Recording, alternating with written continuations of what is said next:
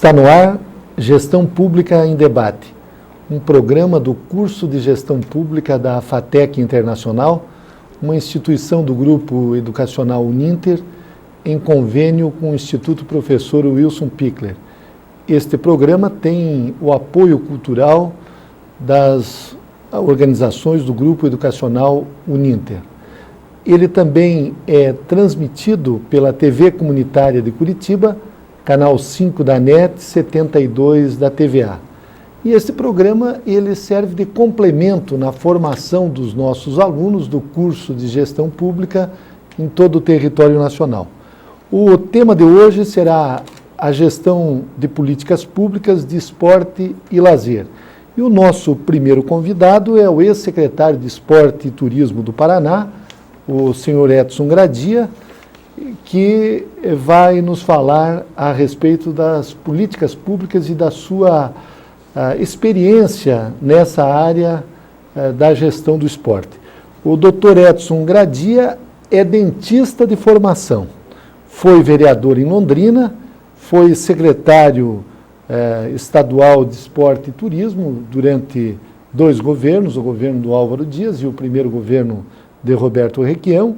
Ele também foi presidente da Autarquia Municipal de Turismo de Londrina, ele foi comentarista esportivo e presidente da Associação Odontológica do Norte do Estado do Paraná e foi presidente da Paranatur, uma empresa de turismo do Estado do Paraná, no governo de José Richa.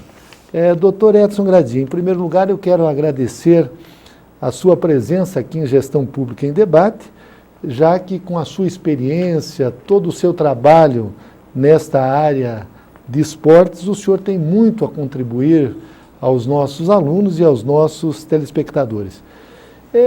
Uma pergunta elementar. Cada vez mais a sociedade, de um modo geral, ela toma consciência da importância da prática do esporte. Mas o que nós observamos de que as secretarias do esporte, de um modo geral, são aquelas que têm menos recursos. O senhor que já esteve lá por várias oportunidades, por que, de um modo geral, os governos não priorizam o esporte e o lazer? É bom estar aqui também com você, Jorge, e com os amigos. Obrigado. A primeira resposta é por falta de peso político. Porque em política tudo tem que ter peso político. Tanto é que quando eu fui escolhido para ser secretário de esporte, o recém-governador eleito, Álvaro Dias, criou a secretaria. E criou uma secretaria que não era nem reivindicação da comunidade, não estava nos planos de governo. Isso por quê? Porque a comunidade esportiva não se mobilizou para ter uma secretaria de esporte. Mas como o Álvaro acreditava e gosta, então ele criou essa secretaria. E a primeira função que eu recebi dele foi percorrer o Estado, em 20 municípios, reunindo a comunidade esportiva e debatendo sobre esporte. E tive muita sorte de montar uma equipe muito boa, que era comandada pelo professor Paulo Roberto Oliveira, tinha o Denilson, tinha o Francis, tinha o Cristiano, tinha enfim, uma série de pessoas importantíssimas que me ensinaram muito sobre educação física e esporte. Mas o fato de ter recurso era porque o governador gostava e entendia e a gente tinha muito acesso ao governo. E você, o senhor também parece que gosta muito de esporte, eu tenho paixão por esporte, assisto tudo. Mas outra coisa que é muito importante, que muita gente não diferencia, porque as pessoas associam a Secretaria de Esporte com futebol e com esporte de rendimento. Basquete, o vôlei, Bernardinho. E uma Secretaria de Esporte não é isso. É isto, mas não é só isso. Essa é a parte de rendimento. Nós temos que nos preocupar, junto com os professores de educação física, com as atividades nas escolas. Não atividades esportivas, mas as atividades de educação física. Então, a criança tem que aprender educação física na escola. Se o esporte for uma vontade dela, ela deriva para isso. E ter educação física e com atividades motoras, prazeres lúdicos, tudo isso que possa motivar a criança a conhecer educação física e, em função disso, praticar o esporte. Então, tinha atividades assim, imensas. E a secretaria crescia de uma maneira tal e tinha tanto apelo popular e tanto apoio político que fortalecia nós conseguimos recursos no governo. Então nunca faltou no recurso. E naquele tempo nós tínhamos o Banestado. Que patrocinava. Nossa, o Banestado, ao invés de gastar em propaganda, gastava com a secretaria. Não só com a nossa, como com todas as outras. Aliás, é um tipo de propaganda até mais simpática para então, a nós tínhamos própria esses patrocínios, comunidade. mas nunca faltou verba. Até porque o secretário de Finanças, da Fazenda da época era o Raul. E o Raul é economista, mas é professor de educação física também. Ah, também, que Então, é deputado federal. Porque quando você hoje, vai né? falar de esporte com uma pessoa desavisada, um político desavisado, ele já pensa em organizar torneio no bairro, distribuir jogo de camisa, comprar medalha, e não é nada disso. Isso também faz parte, mas é a parte menor. Você tem que preparar essa juventude para estar bem e aí praticar esporte. Que são alguns dos exemplos que eu vou te dar. Um dia, eu estava em Telêmaco Borba. Que é uma cidade aqui do interior perto do Paraná, de aqui do Curitiba. E um professor simplesinho estava numa quadra de esporte com várias crianças. E eu notei que tinha um pneu amarrado numa corda. Depois tinha várias tarefas que as crianças tinham que fazer, tinha uma linha no chão. E, por exemplo, tinha uma tarefa que era um barbante, e na ponta do barbante tinha um prego. E cada criança pegava na ponta do barbante e tinha que, uma garrafa vazia no meio da quadra, colocar o prego ali. Aquilo eu achei interessante. Depois mandava as crianças andar sobre uma linha. E eu fui observando, achando interessante, as crianças gostando. Depois fui falar com o professor, o que significava aquilo. Ele falou, olha, seu Gradia, naquela garrafa eu tirei as crianças que não enxergam bem. Andar em cima da linha, eu tirei as crianças que tinham dificuldade de equilíbrio. E daí por diante, ali ele, um professor de educação física, ali ele já fez um exame médico. Sim. Importante isso. E nós trabalhávamos muito em cima disso e tinha muitos resultados. Por exemplo, nós fizemos uma avaliação com mais de 2.000 pessoas no Paraná. Nós tínhamos um ônibus com todo equipamento e viajava Paulinho, Dilson, Betão, Cristiano, Zuleika, para acompanhar essas crianças. Criança não, todas as faixas etárias.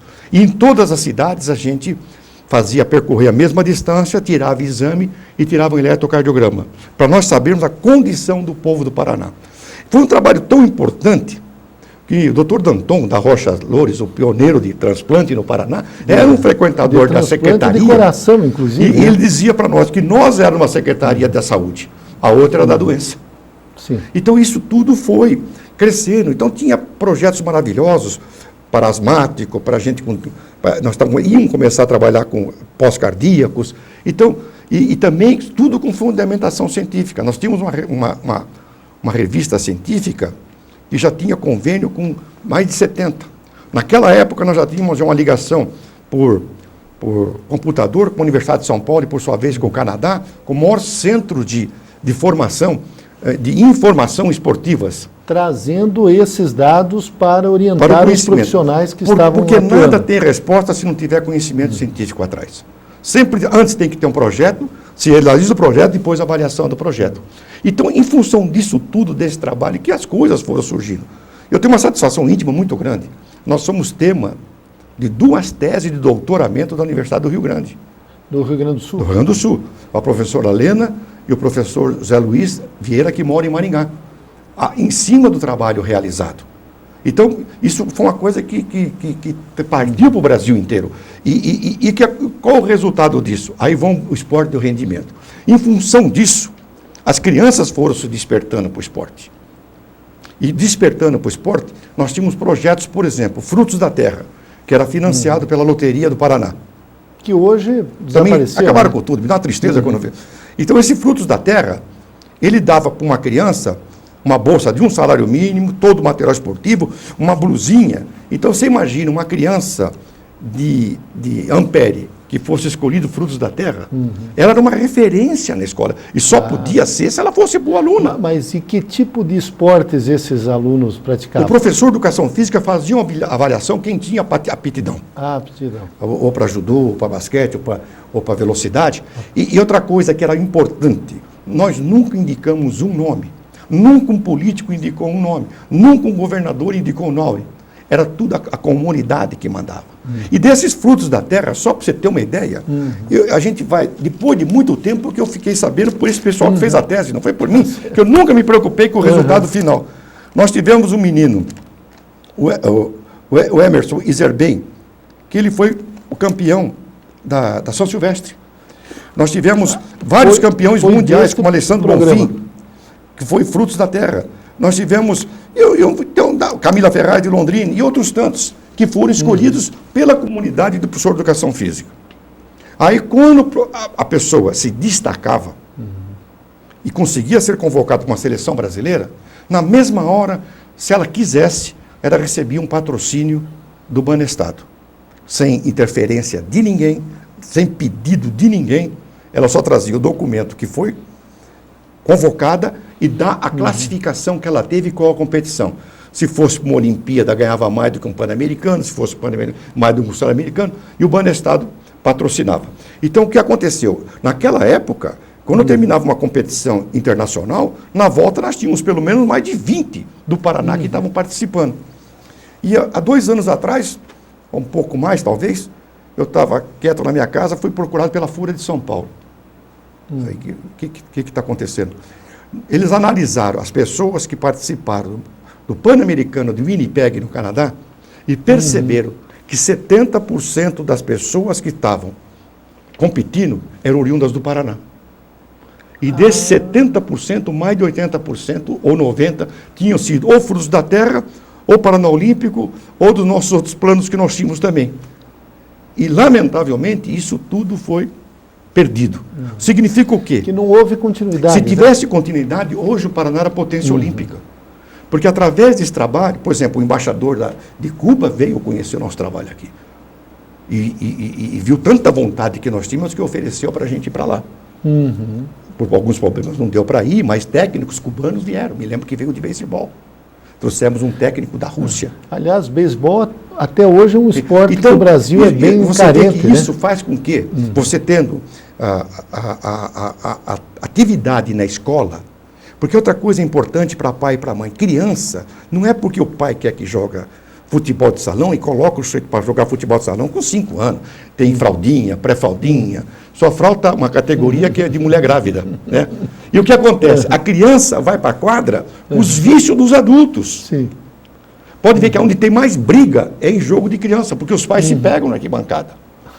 Técnico de time de criança é o que mais sofre no mundo. Pega, por exemplo, uma mãe de uma nadadora, bem a mãe do Tiago aí. Pergunta para ela os tempos de todo mundo. Ela sabe. Ela sabe. Então, isso tudo forma uma pressão. Então, o importante é de se organizar e ter o apoio da comunidade e fazer o que a comunidade quer, que é o mais importante. Sim. Não é o que a gente quer. A gente tem que dar molho no que a comunidade quer e crescer com esse trabalho. Então, o senhor falou da questão do futebol, por exemplo.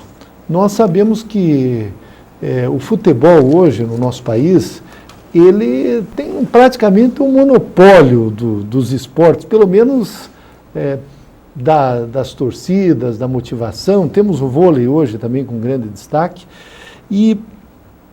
Mas, por outro lado, nós vemos que o futebol feminino, que o Brasil até tem tido um destaque interessante, quase tão bom quanto o futebol masculino, não está tendo essa divulgação, essa promoção, e não temos nenhum campeonato. O que o senhor atribui esse tipo de característica, essa forma? Por que se concentram basicamente num esporte e não há políticas públicas para muitas atividades esportivas, principalmente essas que são olímpicas e que sempre têm resultados lá adiante, né? É por falta de política pública. Você se lembra quando o senador Auro Dias fez aquela CPI do futebol? O que apareceu de barbaridade? Uma corrupção assim, sem tamanho. E o que nós sofremos até hoje, de pressão por isso. Mas, graças a Deus, sempre com força para enfrentar. Então, o poder econômico do futebol hoje, no mundo, é muito forte. Esses empresários dominam. E tudo é um conluio, porque 80% dos jogadores vêm de pobreza absoluta. Então, um rapazinho que está ganhando 5 mil, de repente passa a ganhar 50 mil dólares, ou 100 mil dólares. Então, isso desmanchou um pouco a estrutura. Então, hoje, a estrutura do futebol profissional é movido por empresários. Empresários que têm clubes, empresários que... E o empresário hoje chega em criança. Você com uma criança... Ele já empresaria a criança de 12, 13 se anos. destaca. Aí que o próprio senador Álvaro Dias está se batendo para ter uma legislação que impeça isso. E os pais também deviam brigar para os empresários não tomar conta da criança. Que é uma outra forma de escravidão, podemos assim dizer, né? Esse Messi, que é um destaque no Barcelona, na seleção argentina, ele foi para o Barcelona com 12 anos, sem nunca ter jogado na Argentina. E esse menino, era um menino lá na Argentina? Isso é fortunas que rodeiam. Agora, o que acontece com o futebol, que poderia acontecer? Primeiro que a grande maioria dos dirigentes tem problema de corrupção. Você vê, nós temos um futebol onde os clubes estão falidos. Tem exceção, tem clubes organizados, mas os dirigentes, os grandes dirigentes, isso faz com que aquilo se torne um ciclo vicioso que dá quase para fazer um programa. Aliás, esse problema, agora, recentemente, sobre a alegação de que prejudicaria a candidatura do Brasil para a Copa de 2014, também foi arquivada aquela CPI do Corinthians. Então, para ficar bem claro, eles conseguiram, no Senado, na Câmara de Deputados, tinha mais de quase 300 apoiamentos. A CBF conseguiu retirar 120 apoiamentos. Foi 120 deputados retirar assinaturas. Quer dizer, nem o governo tem essa força. O governo não tem essa força para retirar 120. Então, vê a força que tem uma CBF. No Senado, eles já estavam com 37, 3 tiraram assinatura, o Álvaro conseguiu, mas o Álvaro ficou com 40. Então, não foi por vai sair no Senado? Isso não. Vai ser uma decisão para ser tomada em janeiro. Sim. Entendeu? Mas que mostrou que lá tem mais gente com mais independência. Então, aí mostra a força que tem a CBF. Seria a bancada, digamos assim, da bola, que é patrocinada pelos empresários, pelos clubes. É isso. Então, a CBF conseguiu retirar 100 assinaturas. Quer dizer, nem o governo tem força para isso. E ela teve. Uma outra questão, doutor Gradi, agora nós estamos vindo aí com a TV digital. A partir do dia 2 de dezembro, o Brasil vai entrar na era digital. E muitos canais de televisão vão surgir, inclusive nós aqui de Curitiba e as TVs comunitárias, há um compromisso, uma promessa do presidente da República e dos seus ministros de que essas TVs comunitárias se tornarão também canais abertos. Se hoje nós temos lá 8, 9 canais, nós vamos ter 200, 300 canais, talvez, dependendo das frequências, de televisão aberta. O senhor acha que isso vai possibilitar que se tenham programas específicos em alguns determinados canais que se divulguem outras práticas esportivas e não apenas o futebol, o vôlei, ou agora tem o futebol de praia também, algumas coisas assim? Porque essas grandes emissoras trabalham com o fator comercial. O que tem audiência e o que tem gente que patrocina. O que a gente torce é para que no Brasil as novas redes de televisão liberte mais os municípios para ter uma programação municipal. Local. Você pega local, você vê uma televisão, praticamente não tem 10% de programação local. Então o que acontece? Nós somos obrigados a ver coisas que às vezes nos interessam. E nesse ponto eu dou valor para Santa Catarina. Às vezes eu vou passar uma temporada lá, chega 4 horas da tarde, eu quero ver um jogo do Campeonato Nacional, de repente eles passam Araranguá contra Marcílio Dias. Entendeu? Isso na rede RBS, porque tem mais independência para poder exigir isso, entendeu? Então, isso é uma coisa que tinha que o legislador nosso obrigar a ter uma participação. Por exemplo, sem dizer se é ruim, por exemplo, o programa do Datena, também companheiro de crônica esportiva. Então, nós assistimos todo dia a enchente no Rio, em São Paulo, do Rio Pajuçara, em São Paulo. O congestionamento. Então, aquilo acaba para nós aqui também virando motivo de aflição. Agora, nós temos que resolver, não podemos ficar indiferente à dor deles, claro, mas nós teríamos que ter uma coisa local também para mostrar os nossos problemas. Então, o problema nacional hoje, em rede de televisão, vira problema local. Então, hoje, a gente está muito mais hoje preocupado e temos que estar com os desabrigados de Bangladesh do que de gente de uma periferia que está sofrendo. Aliás, nesses dias que nós estamos aqui gravando o programa, a gente observa que a notícia que mais se ocupam as emissoras de televisão é a greve na França. Mas o que isso vai influenciar a nossa vida aqui? Né? É isso que eu acredito, por isso que eu estou falando. Há necessidade de ser. E voltando na Secretaria de Educação Física e Esporte, só para você ter uma ideia da importância que é a educação física nas escolas, se nas crianças de pré-primário e primário você colocar um trabalho para melhorar a sintonia fina das crianças, quer dizer, porque a criança ainda não tem nem como segurar um lápis, ela ainda não tem essa sintonia. Então tem exercícios que fazem que ela melhore. Então a alfabetização, segundo Paulo Freire, não sou eu que estou falando, teria um aceleramento de 50% a 60%. Se praticasse esporte. Não é esporte, teria que ter educação física com atividade motora nas crianças.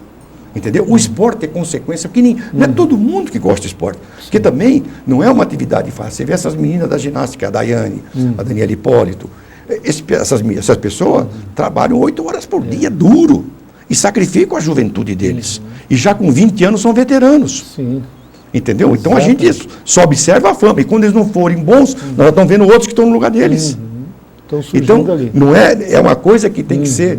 E um desafio que eu sempre fiz, eu era muito chamado para fazer palestra em faculdade de educação física. E como isso vai para o Brasil inteiro, o desafio continua. Então eu falava assim, eles queriam saber como é que eu me tornei secretário do esporte. Eu me tornei porque eu era amigo do Álvaro. Ele conhecia meu trabalho e me escolheu, me deu carta branca. Mas por que fui eu, que era um dentista, se na saúde é um médico, se na de obras é um engenheiro, se na da justiça é um advogado? Porque nunca o esporte se reuniu e se mobilizou, principalmente o professor de educação física, para dar esse tipo de exigência. E outra coisa, o dia que o professor de educação física reprovar uma criança por falta, aí vai ser a consagração. Porque se você for nesses colégios, aí o que tem de atestado médico, dá para chamar a saúde lá e descobrir que está tendo uma epidemia. Para justificar não fazer educação física. A não prática esportiva. Então, no dia, isso que me dizia um professor de Itapira chamado Barreto, o dia que professor de educação física repetir alguém por falta ou por não estar trabalhando direito, as coisas vão melhorar. Nessa sua experiência como secretário, doutor Gradia, a formação dos nossos professores de educação física. Nós sabemos que agora, nos últimos anos, abriram-se mais faculdades.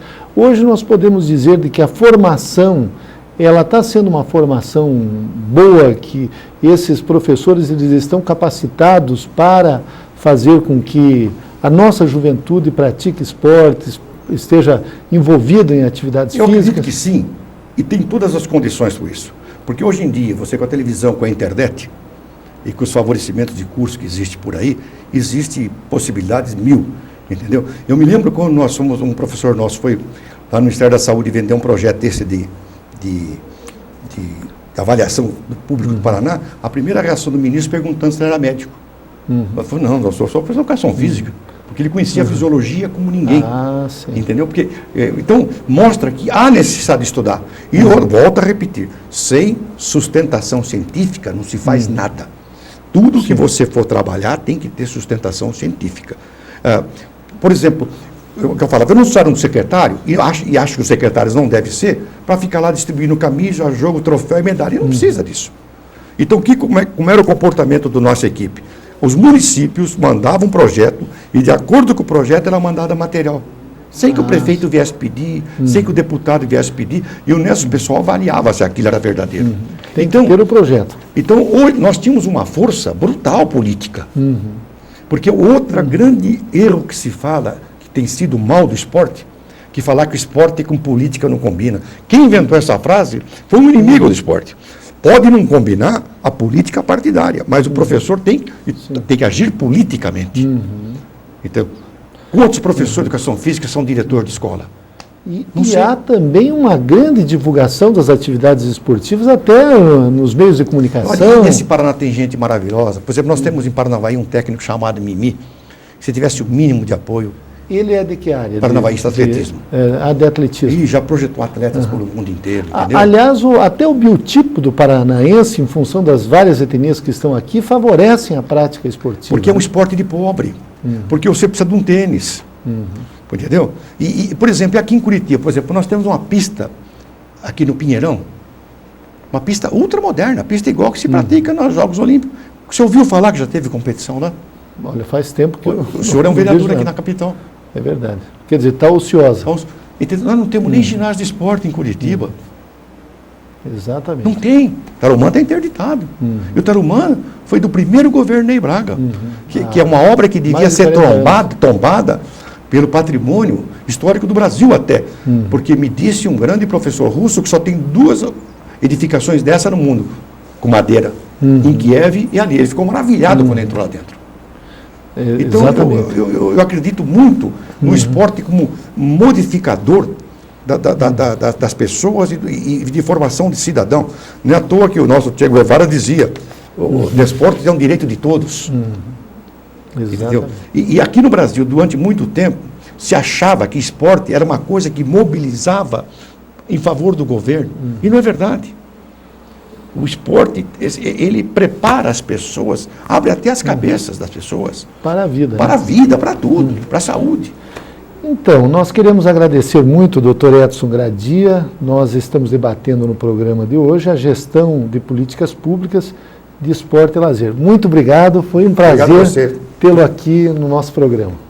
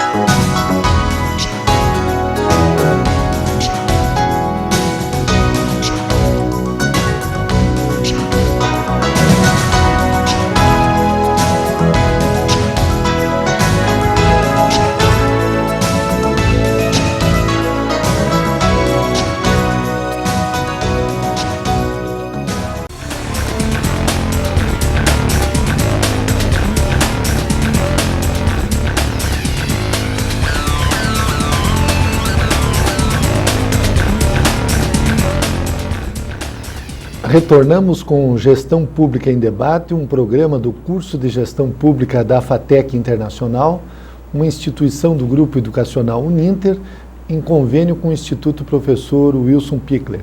Este programa tem o apoio cultural do Grupo Educacional Uninter e ele serve de complemento na formação dos nossos alunos de gestão pública em todo o território nacional. Hoje nós estamos debatendo gestão de políticas públicas de esporte e lazer. E o segundo convidado deste bloco é o ex-deputado estadual Neivo Beraldin, que é o secretário municipal de esporte e lazer da cidade de Curitiba. Neivo Antônio Beraldin é gaúcho, mas se criou no interior de Santa Catarina, é empresário do ramo têxtil, teve 5 mandatos como deputado estadual, é suplente atualmente, com grandes chances de assumir, e foi vereador de Curitiba. E agora assumiu a Secretaria de Esporte e Lazer. Deputado, é um prazer muito grande tê-lo aqui em Gestão Pública em Debate. E na informalidade aqui nos bastidores, o senhor já estava me contando das realizações, dos apoios, dos investimentos que a cidade de Curitiba vai ter no próximo ano nesta área do esporte, na área do lazer. Eu gostaria que já introduzíssemos o tema para dizer quais são os seus projetos nesta área, que também servem de exemplo para os nossos alunos que atuam nesta área em todo o Brasil, já que temos alunos em mais de 500 cidades, em 500 municípios brasileiros. Obrigado pela presença. Eu que agradeço o convite. E, Jorge, você sabe que o cidadão, o administrador, tem que ter também sorte. E eu quero revelar a você e aos telespectadores que eu efetivamente entrei com o pé direito na Secretaria do Esporte e Lazer.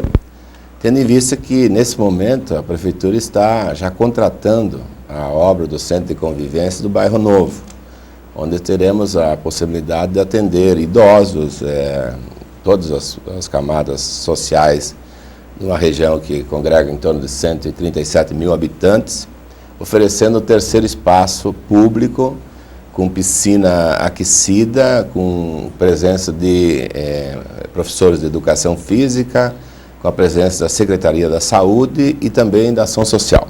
Aliás, eu gostaria que você explicasse como funcionam esse centro de convivência. É um ambiente para a prática do esporte, é um ambiente para o exercício físico, é aberto a toda a comunidade. Como é que vão ser? Porque me parece que lá no Bairro Novo vão ter 2 piscinas semiolímpicas. Sim, são 8 raias, tem uma piscina de hidroginástica. Funciona como funciona na Oswaldo Cruz. Seria uma espécie de um clube assim, lá na... Até sugeria o nome, que fosse assim, o Clube da Gente. Quer dizer, dentro de uma comunidade mais carente, onde as pessoas precisam fazer alongamento, onde as pessoas precisam praticar esporte, onde as pessoas precisam de orientação para essa prática do esporte, nós vamos oferecer tudo isso lá na comunidade. E o plano da Prefeitura é construir nas 9 regionais, ou seja, já temos na Oswaldo Cruz e temos na Ouvidor Pardinho, e agora vamos ter no Bairro Novo, e na sequência vamos encaminhando para as outras comunidades da cidade. O prefeito Beto Rich está nos tratativos finais para definir as próximas licitações para início de obra nos outros bairros. Uma outra questão, deputado, diz respeito a essa preocupação que se tem na prática esportiva nos colégios, nos bairros principalmente, descobrir novos talentos nas escolas. Que tipo de políticas públicas a cidade de Curitiba está procurando desenvolver nesta área, principalmente para os estudantes, já que só a rede municipal são mais de 100 mil alunos que nós temos aqui em Curitiba, né? Então, a Secretaria do Esporte e Lazer está situada nas 9 regionais, oferecendo a prática do esporte de todas as modalidades para buscarmos novos talentos. Eu também, assim que cheguei na Secretaria de Esporte e Lazer, fiz contato com alguns colégios, tipo Positivo e outros, porque nós queremos promover parcerias com os colégios, né? Os colégios particulares? Tanto da rede privada como pública. Pública, nós já temos a parceria com 60 escolas de Curitiba, a Secretaria tem essa parceria, e também os colégios particulares. Por quê? Porque lá estão as crianças, lá estão os jovens, lá estão aquelas pessoas que precisam desenvolver às vezes até a vocação que tem para o esporte, né? Então, o que cabe à Secretaria? Além de ter a sua estrutura própria e ter os seus braços na comunidade de Curitiba, ela precisa abrir as portas para que empresas façam também parcerias com a Secretaria de Esporte e Lazer, como já disse, os colégios, enfim, buscando uma integração máxima para a prática esportiva. Nós estamos próximos e precisamos estar energizados para a Copa de 2014. Sabe que Curitiba está no pleito para que possa sediar a Copa de 2014. Aliás, eu gostaria até que o senhor citasse como é que está essa situação. Curitiba vai disputar em condições de ser uma das subsedes, uma das sedes da Copa de 2014, porque parece que serão no máximo 12 cidades, talvez até menos, e tem 18 candidatos, algumas candidatas até em condições bem melhores do que a nossa cidade. Estive ainda essa semana numa reunião no grupo Pro Paraná, onde várias pessoas do estado estiveram nessa reunião, e já adiantei nessa reunião que o prefeito Beto Rich estará com o presidente Ricardo Teixeira nos próximos dias para acertar detalhes, e evidentemente Curitiba está se esforçando ao máximo no sentido de trazer jogos da Copa do Mundo para Curitiba. Eu preciso lembrar que nessa reunião também o presidente da Associação Hoteleira do Paraná nos dizia que nós temos a melhor rede hoteleira, quem sabe, do Brasil. Nós somos Curitiba, o quarto polo turístico brasileiro mais visitado. Nós temos, então, uma situação geográfica muito atraente e nós não podemos perder essa oportunidade de trazer a Copa do Mundo. E o local dos jogos seria mesmo o estádio do Atlético? Como é que ficou? Tudo leva a crer que seja a Arena, sim, porque é uma estrutura bastante boa e me parece que se caminha para isso. Mas antes nós precisamos unir o governo do Estado, o governo municipal, a população, para que se atente da importância de uma Copa do Mundo, porque o benefício vem 7 anos antes e 7 anos depois, tendo em vista o número de turistas que virão para o Estado, que visitarão o Estado, e após a realização da Copa, o residual de turismo fica 7 anos após, porque as pessoas vêm, gostam da cidade, gostam dos seus pontos turísticos e acabam voltando. E a própria promoção, a divulgação mundial do nome da cidade, né, com a transmissão de jogos para o mundo todo, também isso traz consequências positivas, né? Certamente. Eu ouso dizer que Curitiba, estando fora da Copa do Mundo, certamente muitos europeus, países desenvolvidos, Curitiba é uma cidade modelo para o mundo, quer dizer, tanto na área ambiental quanto na área de infraestrutura. Nós temos uma capital que realmente serve como modelo para muitas capitais do mundo. Voltando à questão do esporte, já que estamos debatendo, deputado, gestão de políticas públicas de esporte e lazer, nós sabemos, e eu lembro quando nós começamos na Câmara, há 25 anos atrás, você até era um dos craques do nosso time, lá dos vereadores. Hoje já estamos todos na faixa aí dos 50, então o time já está um pouco mais acomodado. Mas, deputado, nós sabemos que a cada dia surgem novas modalidades esportivas, inclusive os jovens, os mais jovens, as novas gerações, elas praticam esportes que no nosso tempo não existia, por exemplo, o skate, esses esportes radicais. Que tipo de política existe, se há um setor na própria secretaria que está preocupado com esses novos esportes que ainda não são esportes olímpicos, mas que já tem um grande número de adeptos, principalmente entre os mais jovens? Sim, a demanda por novas práticas, sobretudo as mais radicais, pistas de skates. Nós estamos programados para o ano que vem para construirmos algumas na cidade. Nós também estamos programados e já conquistamos uma emenda parlamentar, uma emenda dos deputados federais do Paraná, para a construção do tão sonhado ginásio de esporte municipal, onde vai permitir que se realize grandes eventos do Paraná, de Curitiba, do Brasil e do mundo. Nesses próximos dias nós estaremos indo até Jaraguá do Sul para conhecermos as instalações de lá, junto com a equipe técnica do IPUC. Enfim, nós estamos numa corrida bastante grande. Esse ginásio municipal, ele será realizado aonde? Que tipo de modalidades poderão ser disputadas nesse ginásio? Olha, ainda não dá, vereador Jorge Bernardo, dizer a localidade em si, porque algumas negociações estão sendo feitas em termos de terreno, em termos de espaço físico, que são necessários 47 mil metros de área. Estacionamento. Quer dizer, é uma infraestrutura bastante pesada, né? É um ginásio de esporte competitivo com todas as outras capitais do Brasil, e nós precisamos disso. Nós estamos atrás, estivemos com o ministro na semana que passou, o Lando Silva, ministro dos Esportes, pedindo para que ele se empenhe também no sentido de liberar essa emenda de 45 milhões de reais. É 45 milhões o custo? 45 milhões o custo, que seria e fora a contrapartida do município, que aí vem terreno e vem... para uma capacidade de quantos...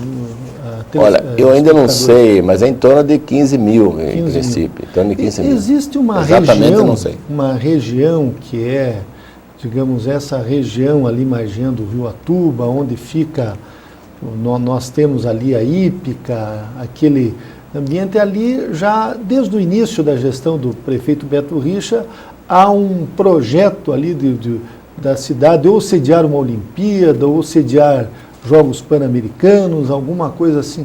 Aquela seria uma região adequada para se fazer esse ginásio? Sim, é uma possibilidade, mas também é uma outra, perto ali da linha verde, na região do Pinheirinho, que também está sendo discutida, e outras regiões estão sendo discutidas. É evidente que antes de se tenha todos os dados concretizados, não se deve ainda afirmar a região, porque pode causar até uma certa especulação imobiliária. Então, nós estamos entrevistando o secretário municipal de Esporte e Lazer, Neivo Beraldin.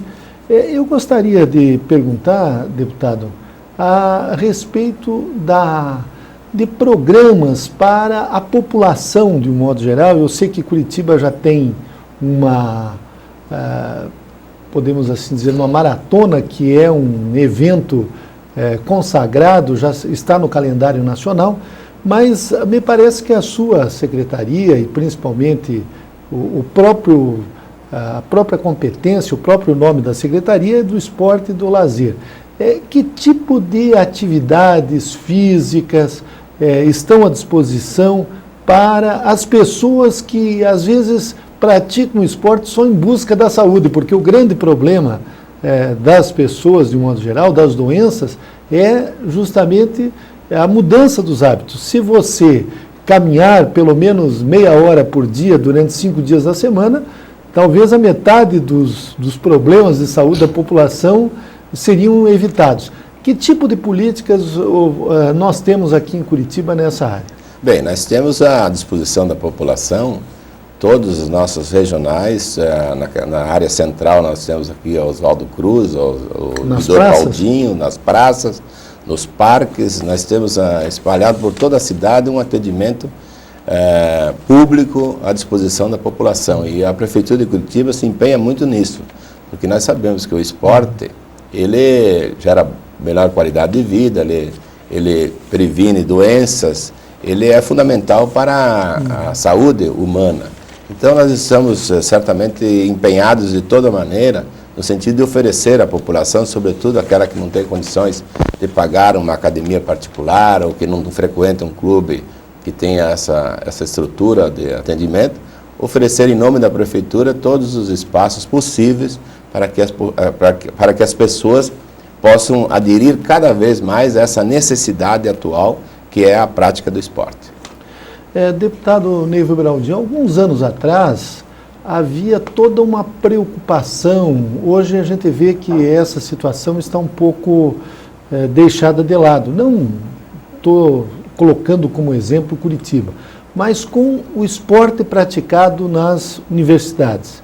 Nós tínhamos as Olimpíadas Universitárias, ainda se tem, mas aqui no Brasil a participação é pequena, os Jogos Abertos Universitários. Existe algum tipo de preocupação, algum tipo de política para que o município de Curitiba também tenha programas voltados à prática esportiva nas universidades? Como é que está essa área? Bem, nós estamos intensificando os contatos com as universidades. Nós sabemos que as universidades já fazem muita coisa em prol da nossa população, mas podemos estimular a nossa parceria com essas universidades para estender a regiões ainda mais carentes e, evidentemente, com maior intensidade. A Prefeitura de Curitiba tem se colocado com as portas abertas para que possamos, então, estabelecermos essas parcerias que geram sempre frutos positivos. Há, digamos assim, convênios também com... Hoje nós temos algumas faculdades que já têm o curso de Educação Física aqui em Curitiba. Há convênios para estágios, para que esses jovens que estão se formando na área possam colocar os seus conhecimentos a serviço da população? Como é que está essa área? Sim, há convênios, alguns convênios, inclusive com o Clube Atlético Paranaense, agora o Curitiba Futebol Clube também se coloca à disposição, o Paraná Clube também, para que se faça essas possibilidades na área do futebol. Há também convênios com os 37 campos de futebol amador em Curitiba, onde nós, por determinação do prefeito Beto Richa, estamos colocando a grama, a terra preta, vamos fazer algumas reformas físicas também, para que esses campos que atraem em torno de 30 mil a 40 mil pessoas num final de semana. Enfim, há uma energia toda positiva voltada para a parceria, né? Nós precisamos envolver o máximo de parceiros. Os campos, as informações que se tem é que com a urbanização, o grande celeiro dos atletas do passado, principalmente no futebol, eram os campos de várzea. Hoje, ainda apesar de todo essa urbanização intensa que nós temos em Curitiba, ainda restaram 37 campos de times amadores. Seria isso? E esses espaços estão servindo a população aqui? Sim, estão servindo. As regionais da Secretaria de Esporte e Lazer estão disponibilizando para a população horas, aula, de várias modalidades de esporte. E esses espaços são muitíssimo importantes, porque você vai numa comunidade, por exemplo, do Santa Quitéria, o estádio Maurício Fruit, no final de semana, lá você vai encontrar no mínimo 2.000 pessoas assistindo futebol, tomando o seu refrigerante, a sua cerveja. Enfim, é um encontro, um espaço onde congrega a comunidade da região e, sobretudo, de cada bairro. Então, nós temos que oferecer o quê? Condições para que eles possam manter esses campos, né? A Prefeitura já dá isenção do IPTU. Com essa isenção parcial, a Secretaria do Esporte tem, então, a diretoria de incentivo ao atleta, onde o atleta, quando ele é premiado, quando ele demonstra ter vocação num determinado esporte, ele recebe um recurso que sirva como estímulo para que ele se torne cada vez mais Isso o atleta amador de futebol ou atleta de qualquer esporte? Todas as modalidades. Todas as modalidades. Nós estamos atendendo. Seria uma bolsa, assim, para uma bolsa. Esse ano que está passando agora, nós estaremos distribuindo em torno de R$1.100.000 para os atletas de Curitiba, através da Lei do Incentivo ao Esporte. Uma outra questão, nós defendemos de que uma das funções sociais da cidade é justamente a recreação, o lazer. Sabemos que tem os esportes de massa, os esportes populares, como é o caso do futebol, de outros esportes, mas tem alguns esportes que, às vezes, eles atingem uma pequena parcela justamente pelo seu alto custo, mas que são esportes que dão um retorno até sobre o ponto de vista econômico muito grande, que é o caso, por exemplo, do tênis. O tênis, os atletas de tênis, eles se tornam verdadeiras celebridades. Aqui no Brasil já tivemos o Guga, mas tivemos a Maria Esther Bueno também no passado, mas tem outros esportes, por exemplo, como o golfe, que é um esporte já destinado a pessoas de um nível mais elevado, de uma condição financeira melhor, já que é um esporte caro. Existe alguma política para esses esportes um pouco mais elitizados, mas que também ajudam a promover e a divulgar a cidade, como é o caso do futebol? Certamente, existem as praças públicas que oferecem canchas de tênis à disposição da população, e também as pessoas que querem praticar o tênis, por exemplo, ele pode chegar numa regional da Secretaria de Esporte e Lazer e procurar um espaço para que ele possa praticar aquele esporte que ele é vocacionado e ainda é acompanhado por um especialista, um professor da área. Então, todas as modalidades do esporte, nós estamos aptos, estamos com a equipe pronta para atendê-los, e inclusive se falava sobre estagiários. Sim. A Secretaria de Esporte e Lazer se utiliza muito da prática dos estagiários, dos recém-formandos. São mais de 200 que trabalham hoje, prestando serviço aos finais de semana, nos feriados, para a população. Agora, para atender todas essas práticas, eu penso, no ano que vem, estou discutindo junto com a nossa equipe da Secretaria, elaborarmos um campeonato interbairros. Nós queremos, sobretudo, para puxarmos um campeonato para atender as mulheres.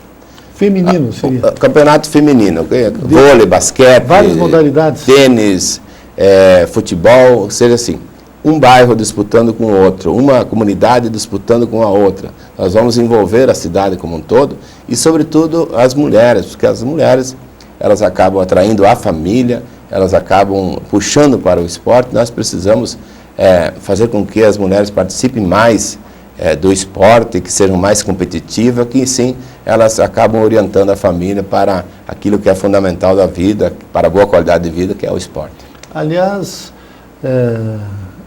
o futebol sempre foi o esporte predominante, pelo menos no século XX, aqui no nosso país, e nunca se deu muita atenção ao futebol feminino.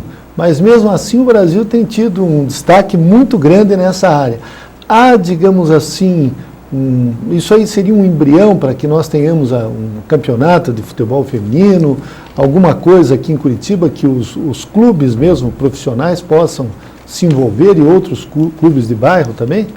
Certamente será o primeiro passo para que também os clubes de futebol amador, por exemplo, para que abram também no seu calendário a possibilidade de um campeonato feminino. Nós estamos com essa ideia procurando estimular a todos para que se abra esse espaço maior para as mulheres e naturalmente as mulheres têm sido destaque em vários pontos na nossa atividade humana e não será nessa que ela vai ficar para trás. Nós sabemos que as mulheres têm uma capacidade, uma determinação e uma dedicação muito grande em tudo aquilo que faz. Então, vamos promover esse campeonato, que será também uma oportunidade para caçarmos alguns valores que certamente farão bonitos os estados do Brasil e nos esportes que assim se dedicarem. Então, nós entrevistamos em Gestão Pública em Debate o secretário municipal de de Esporte e Lazer de Curitiba, o ex-deputado Neivo Beraldin, e o tema de hoje foi Gestão de Políticas Públicas de Esporte e Lazer. Deputado, nós queremos agradecer muito a sua presença em Gestão Pública em Debate.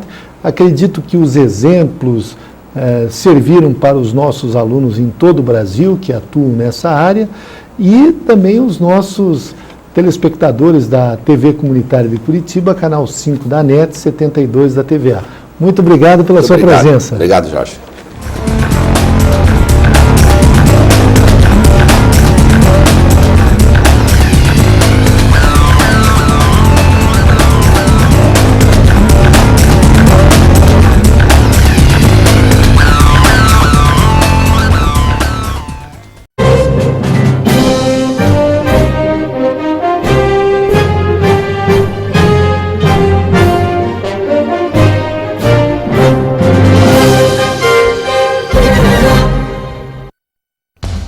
As exigências do mercado profissional impõem necessidades de se possuir um diploma de ensino superior, mas muitas pessoas têm dificuldades na hora de fazer uma faculdade.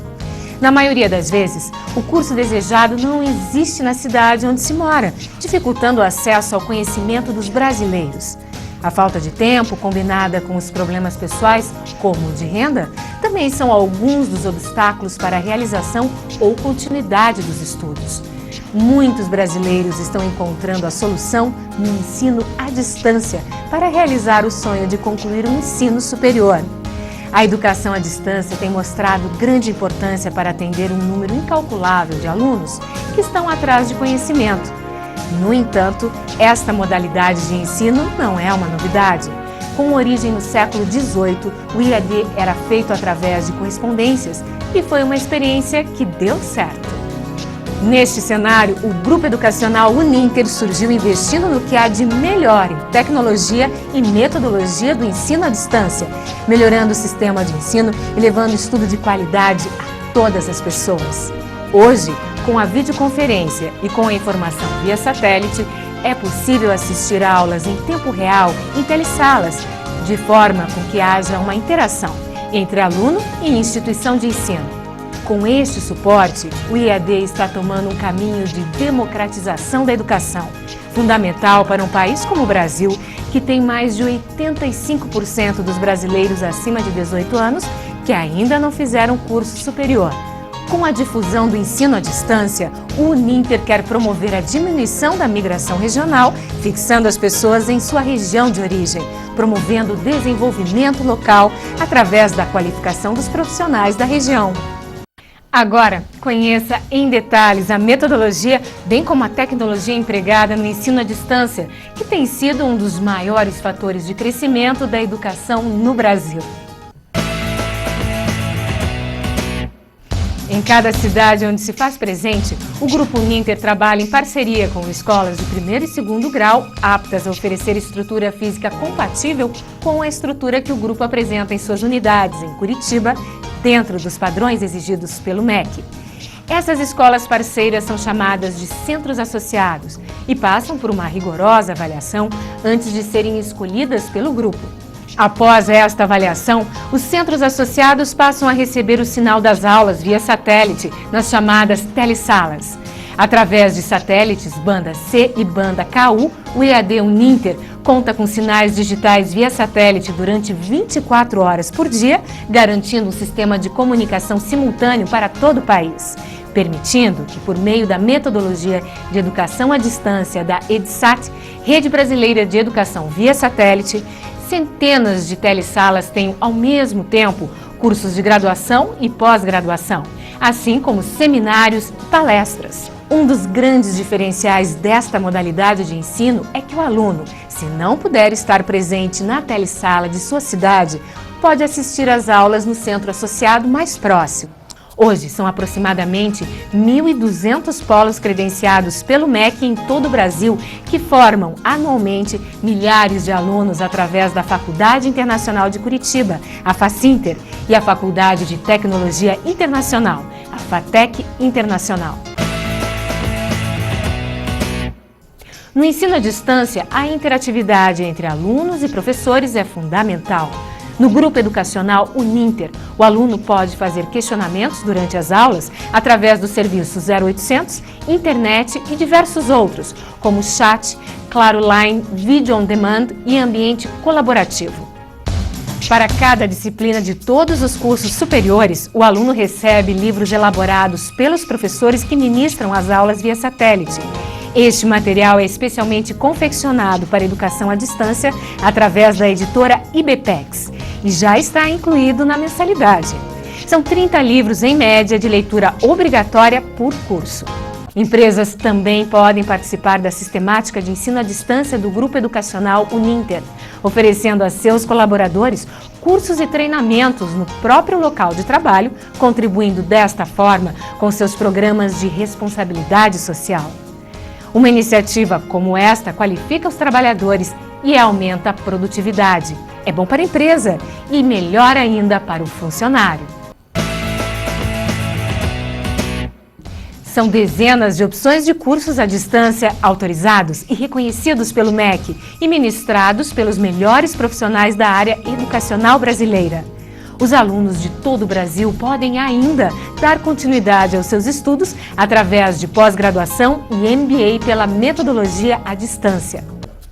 A seriedade com que trabalha e a confiança que o Grupo Educacional Uninter conquistou ao longo dos últimos anos tem colocado profissionais altamente qualificados no mercado de trabalho brasileiro, realizando sonhos e contribuindo para o desenvolvimento social e econômico do país. O ensino à distância foi formatado para dar oportunidade aos jovens de ingressar na vida profissional.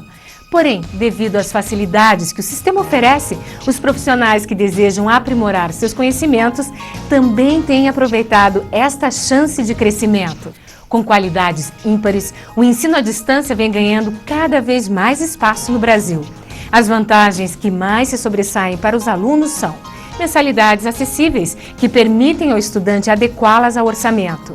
Aulas uma vez por semana, facilitando a adaptação de horários e proporcionando mais tempo livre para estudo planejado. E qualidade de ensino, que incentiva o aluno ao crescimento intelectual e profissional.